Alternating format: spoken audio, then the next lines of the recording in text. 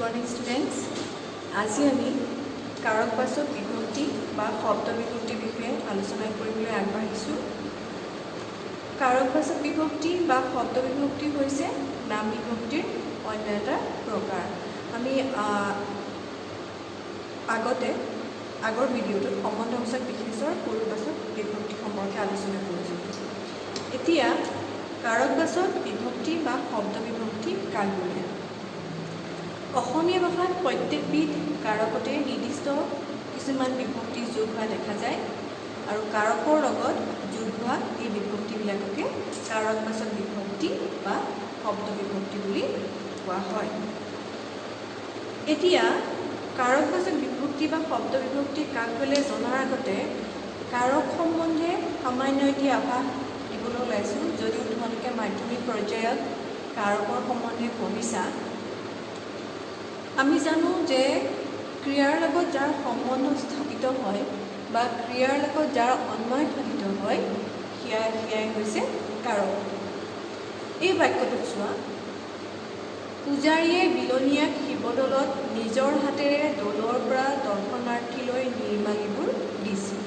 এই দিছিলটো হৈছে এই বাক্যটোৰ ক্ৰিয়া আৰু এই দিছিল ক্ৰিয়াটোৰ লগত এই আটাইকেইটা শব্দ সংযোগ বা সম্বন্ধ সাধিত হৈছে আৰু সেইকাৰণে হৈছে সি কাৰক। আৰু মন কৰিবা, এই প্ৰতিটো শব্দত একোটা বিভক্তি যোগ হৈ আছে। এ, ক, ত, হাতেৰে, এ, পৰা, লৈ, ল, নিৰ্মালীবোৰ, এই সকলোবোৰ শব্দতে একোটা বিভক্তি যোগ হৈ আছে। যি কি নহওক, আমি যিহেতু কাৰক সম্বন্ধে বুজাইছোঁ তোমালোকক, এই ক্ৰিয়াটোৰ লগত এই আটাইকেইটা শব্দ যুক্ত হৈ থকাৰ কাৰণে আমি গম পাইছোঁ এইটো কাৰকৰ এটা উদাহৰণ। ঠিক আছে, এতিয়া আমি গম পাওঁ যে অসমীয়া ভাষাত কাৰক 6 প্ৰকাৰৰ। সেয়া হৈছে কৰ্তা কাৰক, কৰ্মকাৰক, কৰণ কাৰক, নিমিত্ত কাৰক, অপাদান কাৰক আৰু অধিকৰণ কাৰক। আৰু এই কাৰকসমূহ অনুযায়ী আমাৰ অসমীয়া ভাষাৰ যি বিভক্তি, সেই বিভক্তিসমূহ যোগ হয়। কৰ্তা কাৰকত প্ৰথম বিভক্তি, ইয়াত মই শূন্য বিভক্তি কিয় লিখিছোঁ মই যেতিয়া এইখিনি বুজাম তেতিয়া ক'ম। কৰ্তা কাৰকত প্ৰথম পুৰুষৰ বিভক্তি যোগ হয়, এ আৰু ই। ইয়াত মই লিখিছোঁ স্বৰান্ত শব্দত, ব্যঞ্জনান্ত শব্দত কেনেদৰে এই বিভক্তিসমূহ প্ৰয়োগ হয় সেইখিনিও মই কৈ আছোঁ।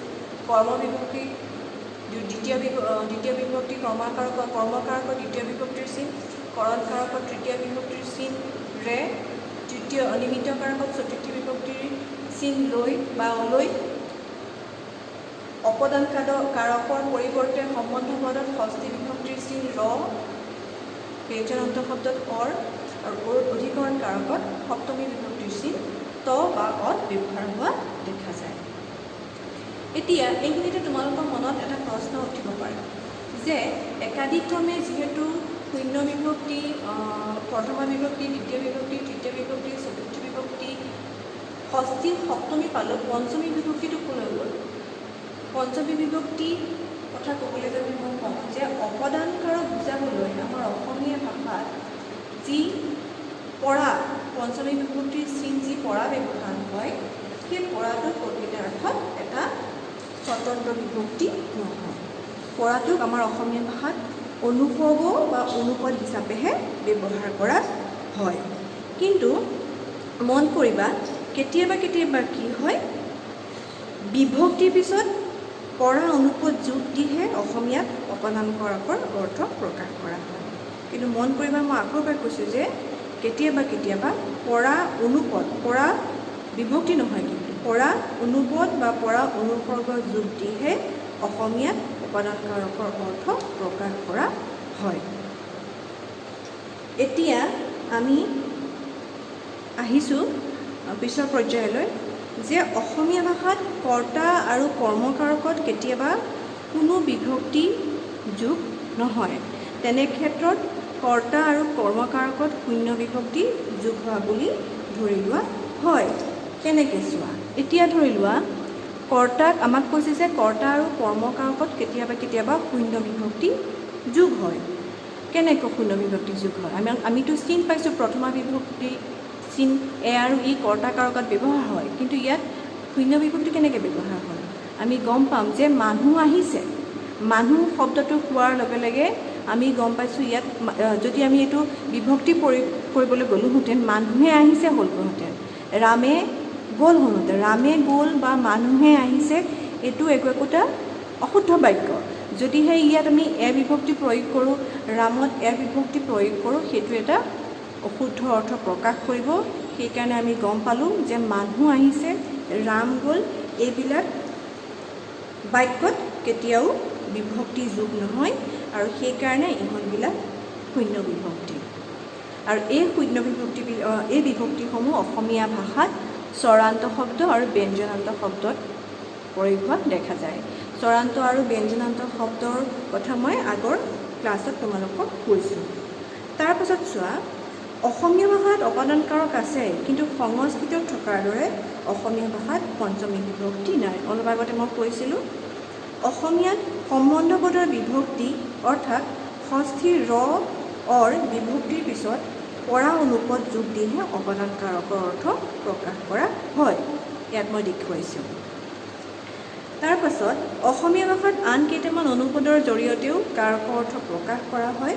কৰণ কাৰকত তৃতীয়াৰ ৰে স্বৰান্ত অৰ্থত, এৰে ব্যঞ্জনান্ত অৰ্থত বিভক্তি যোগ দিয়াৰ উপৰিও দি, দ্বাৰা, জৰিয়তে, হতুৱাই আদি অনুপদৰো ব্যৱহাৰ হোৱা দেখা যায়। এতিয়া আমি আহোঁ কৰ্তাকাৰকলৈ। আমি গম পাইছোঁ কৰ্তাকাৰকত স্বৰান্ত শব্দত শূন্য বিভক্তি, ব্যঞ্জনান্ত শব্দটো শূন্য বিভক্তি প্ৰয়োগ হোৱা দেখা যায় কিছুমান বাক্য সাপেক্ষে। যিটো বাক্যত ব্যৱহৃত হোৱা শব্দটো কৰ্তাটো স্বৰান্ত আৰু ব্যঞ্জনান্ত অৰ্থত থাকে, তাত শূন্য বিভক্তি যোগ হয়। আৰু এটা উদাহৰণলৈ যাওঁ, যদি আমি এই বাক্যটোলৈ চাওঁ পূজাৰীয়ে, ইয়াত মই দিছোঁৱেই পূজাৰী বুলি কোৱাৰ লগে লগে ই উচ্চাৰিত হৈছে, আমি গম পালোঁ এইটো স্বৰান্ত শব্দ। সেইকাৰণে তাত প্ৰথমা বিভক্তি স্বৰান্ত অৰ্থত ই ব্যৱহাৰ হয়। পূজাৰীয়ে বুলি কওঁতে পূজাৰীয়ে তাত ব্যঞ্জনান্ত শব্দত বিভক্তি প্ৰয়োগ হৈছে। আমি কৰ্তাকাৰক সম্বন্ধে গম পাইছোঁ যে যিয়ে কৰে বা হয় সেয়াই হৈছে কৰ্তাকাৰক। আৰু এই কৰ্তাকাৰকত শূন্য বিভক্তি আৰু প্ৰথমা বিভক্তি ই যোগ হয়। ব্যঞ্জনান্ত শব্দত আৰু স্বৰান্ত শব্দত ই ব্যৱহাৰ হোৱা দেখা যায়। যেনে মানুহ আহিছে, মই অলপ আগতে কৈছোঁ বুলি, মানুহ আহিছে, পুনৰবাৰ কৈছোঁ মানুহ যোগ শূন্য বিভক্তি, মানুহ শব্দটোৰ লগত কোনো ধৰণৰ বিভক্তি যোগ হোৱা দেখা নাযায়, সেইকাৰণে ইয়াত শূন্য বিভক্তি যোগ হৈছে। মানুহে ভাত খায়, ঠিক তেনেকৈ পূজাৰীয়ে বিলনীয়াক, এইখিনি যদি বাদ দিওঁ, মই পূজাৰীয়ে শব্দটো যদি মই বুজাই ক'লোঁ এই মাত্ৰ, ঠিক তেনেকৈ অন্য এটা উদাহৰণ লওঁ। মানুহে ভাত খায়, মানুহে বুলি কওঁতে এইটো ব্যঞ্জনান্ত অৰ্থত, মানুহে বুলি কওঁতে এইটো ব্যঞ্জনান্ত শব্দ বুলি আমি গম পালোঁ। আৰু যিহেতুকে এইটো এটা ব্যঞ্জনান্ত শব্দ, সেইকাৰণে তাত বিভক্তিটো যোগ হৈছে। আমি আহোঁ কৰ্মকাৰকলৈ।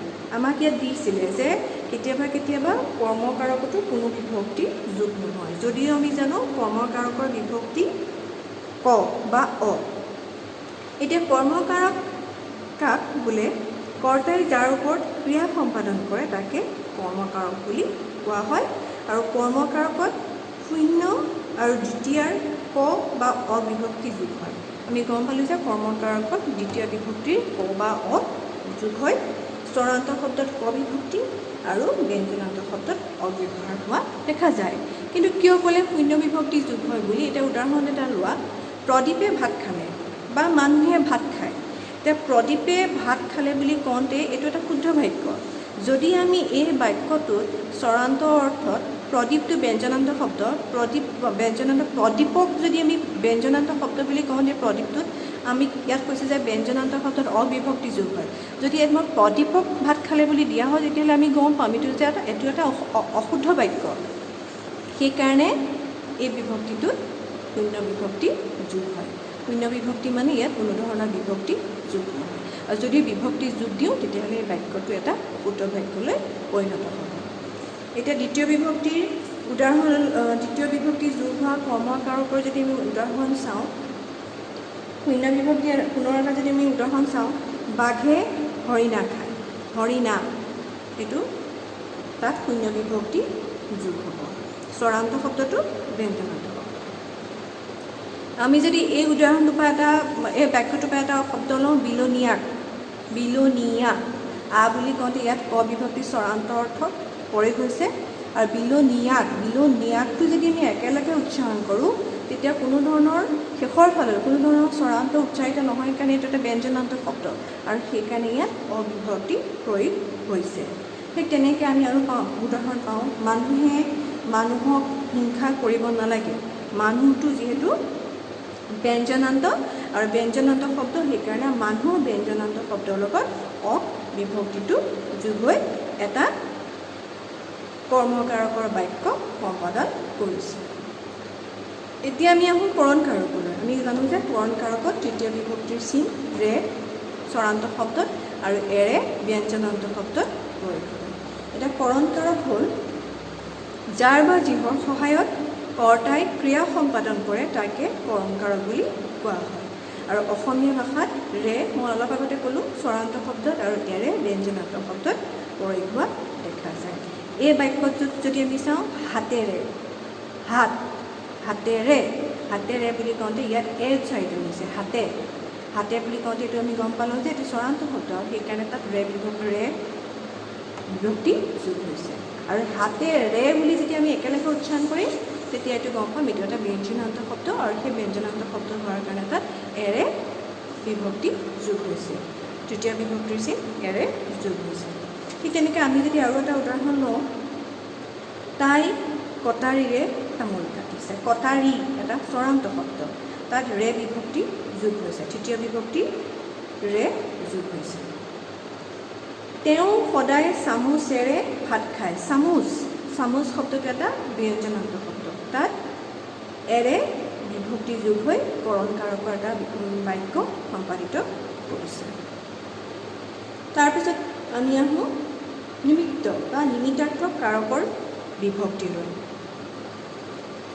দিশ, লক্ষ্য, উদ্দেশ্য, নিমিত্ত আদি প্ৰকাশ কৰিবলৈ ক্ৰিয়াৰ সৈতে সম্বন্ধ ঘটা পদকে নিমিত্ত বা নিমিত্তাৰ্থক কাৰক বুলি কোৱা হয়। নিমিত্ত কাৰকত চতুৰ্থী বিভক্তিৰ চিন লৈ স্বৰান্ত শব্দত আৰু অলৈ ব্যঞ্জনান্ত শব্দত প্ৰয়োগ হোৱা দেখা যায়। এই বাক্যটোৰ পৰা মই লৈছোঁ দৰ্শনাৰ্থীলৈ। দৰ্শনাৰ্থী বুলি কওঁতে স্বৰান্ত শব্দ বুলি আমাৰ অনুমান হৈ গ'ল, জ্ঞাত হৈ গ'ল, লৈ বিভক্তি প্ৰয়োগ হ'ল। লৈ বুলি একেলগে বাক্যটো কওঁতে আমি গম পালোঁ এইটো এটা ব্যঞ্জনান্ত শব্দ, সেইকাৰণে তাত অলৈ বিভক্তি প্ৰয়োগ হৈছে। মই দিল্লীলৈ গৈছিলোঁ, দিল্লী স্বৰান্ত শব্দ, তাত লৈ বিভক্তি প্ৰয়োগ হৈছে।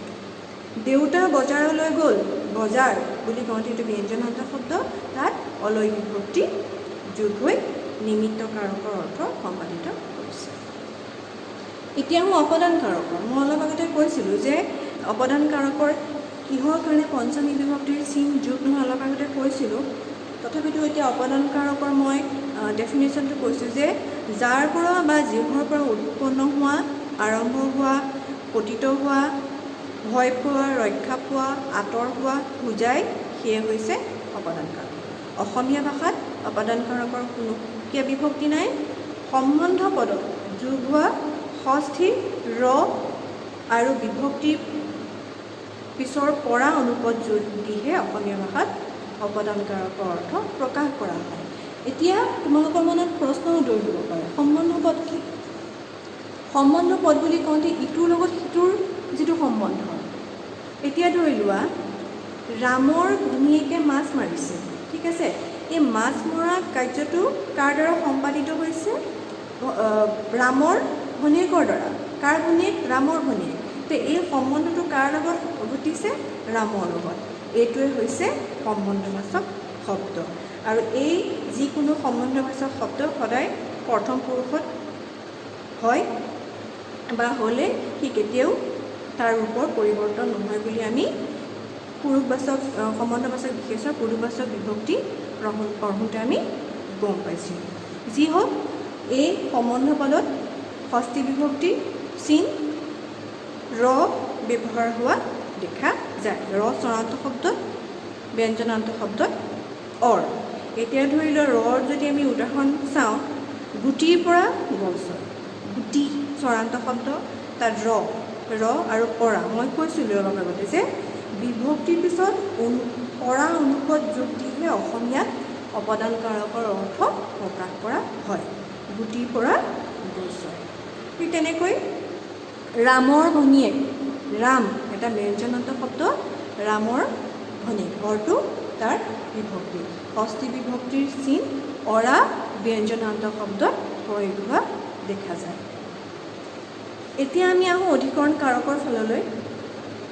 অধিকৰণ কাৰক হৈছে স্থান, কাল, পাত্ৰ আদি যিহৰ আধাৰত ক্ৰিয়া সম্পাদন হয় সেয়াই হৈছে অধিকৰণ কাৰক।